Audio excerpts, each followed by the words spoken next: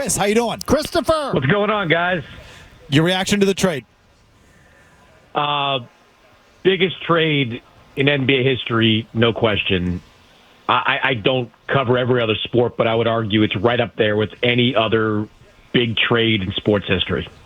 Why did it happen? Well, I've got a pretty clear idea from the Mavericks side as to why it happens. And I'll tell you this with the caveat that I don't agree with most of it. It was really for two reasons.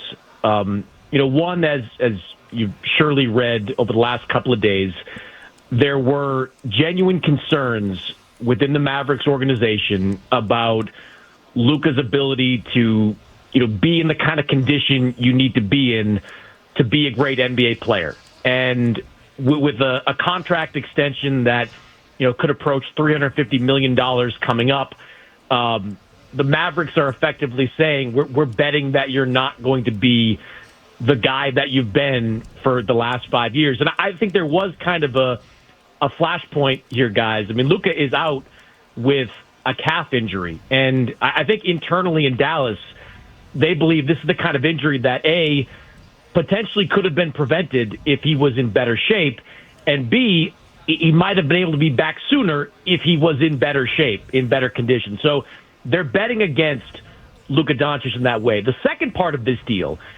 is that the Mavericks surveyed the Western Conference landscape, and they're of the belief, and again, I'm not endorsing this at all, but they're of the belief that a bigger team built around Anthony Davis will give them a better chance to get through this Western Conference. This Western Conference, which has a Nuggets team, which is still there with Nikola Jokic, a Thunder team that isn't big, but if you're looking for maybe a little bit of a weakness in what's been a juggernaut in Oklahoma City, it's been they haven't dealt well with size. Now this Mavericks team has Davis, Daniel Gafford. They'll get Derek Lively back probably before the playoffs.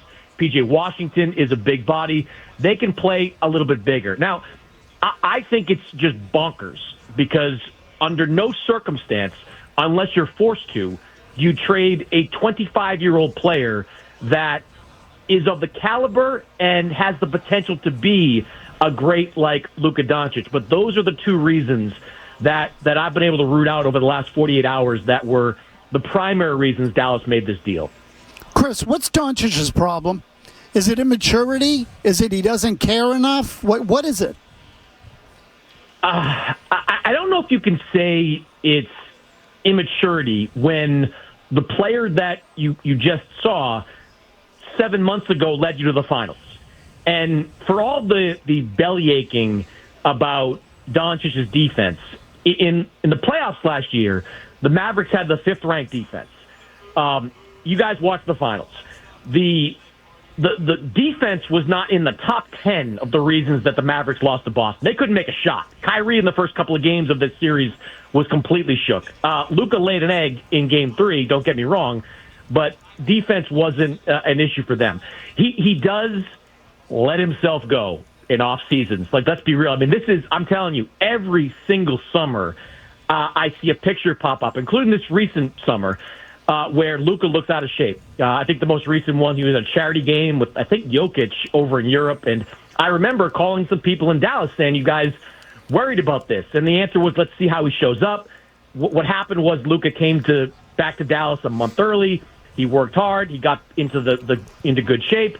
And he was fine come training camp. Over the last couple of weeks, as he's been injured, I think there has been some regression again where he's kind of let himself go. So he doesn't have the discipline when it comes to his body.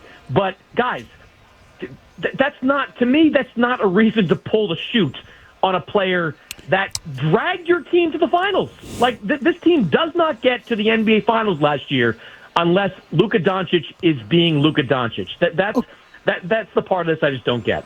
Okay, but Chris, those are two different things, right? His ability to play at a high level when he's out of shape is indisputable. The question is whether or not he will achieve the level he is capable of if he gets himself in shape. So to me, that like the part I've been saying this for years. I think Doncic is fat, and I don't know any other way to say it. So, I look, would I have traded him? No, I'm with you on that. But I also think the player has to take some accountability for opening the door to lose $116 million as a result of this trade. I agree. And I would point out, though, Mazz, that, the way the NBA contracts work, pretty good chance he's going to get that money back and then some if his agent's smart and does some maneuvering there. He's not going to get it right away with that Supermax, which is a consequence of this deal. But the Lakers are in this for the long haul with Luka. They'll Sure. make it square with him. Look, I don't disagree with you, but even in this, quote, fat shape, he's a top 3 player in the NBA. He's 5 consecutive years all NBA first team. And I got to believe that there's a level of maturity that will come with aging, that will come with just more experience in the league. I mean, no, he's not a teenager, but he still is just 25 years old.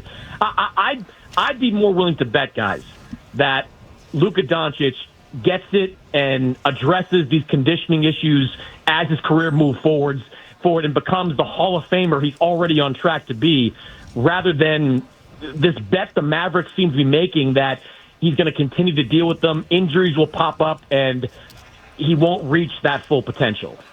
And Chris, going back to one of those reasons you were able to get from the Dallas side of this trade, isn't there a major flaw in the logic of getting bigger with Anthony Davis simply because it seems to ignore his age and his lengthy injury history? Well, the injury history, at least for now, I think you can put on the back burner. He's had now 2 consecutive seasons where he's played a lot of games. I say that he's out right now with what I'm being told is a pretty minor injury, but last season, durable. This season so far, durable. The age, though, of not just AD, but Kyrie Irving, who is going to cash in on all this, by the way. Like, he's extension eligible this summer, and at age 33, you're going to have to tie yourself to Kyrie Irving probably for the next 3 or 4 years. You're closing or shortening the window, right? Like, right now, I look at this Mavericks team and say you've probably got 3 years.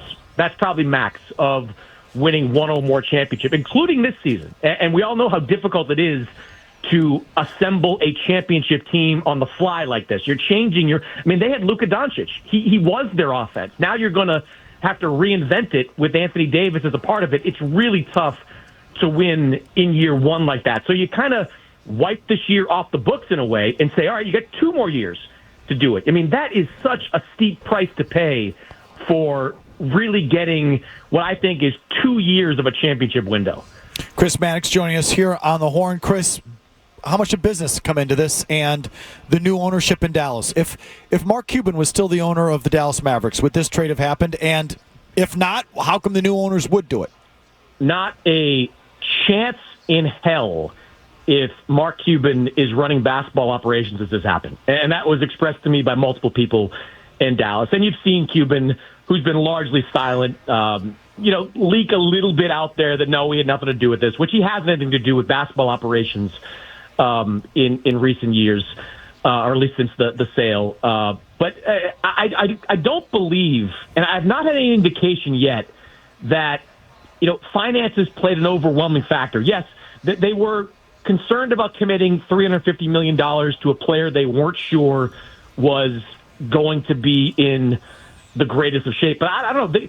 They really wanted Anthony Davis here. I mean, this deal, it's entirely predicated on Anthony Davis being the player we've seen over the last 2 years for the next 3. Like, they wanted AD there. And if this deal wasn't available, I don't think we'd be sitting here talking about it. I don't think they wanted a package of draft picks and a rebuilding deal. They wanted AD because they believe Davis and Kyrie, who do have a healthier relationship. Remember, we were talking about pairing Kyrie and AD 6 years ago in Boston when AD was in New Orleans. So they wanted this particular deal. And if it wasn't there, I don't think it was going to happen. I think they would have extended Luka this upcoming offseason. Chris, thanks so much for taking the time. We appreciate it, man. You got it, guys. Okay, Chris. Talk to you soon. Chris Mannix of the Sports Illustrated. If you like that clip, check out more videos from Felger and Mazz here. For more Celtics analysis and opinion, hit this playlist. And for all the latest from the Sports Hub, download the app at 985thesportshub.com.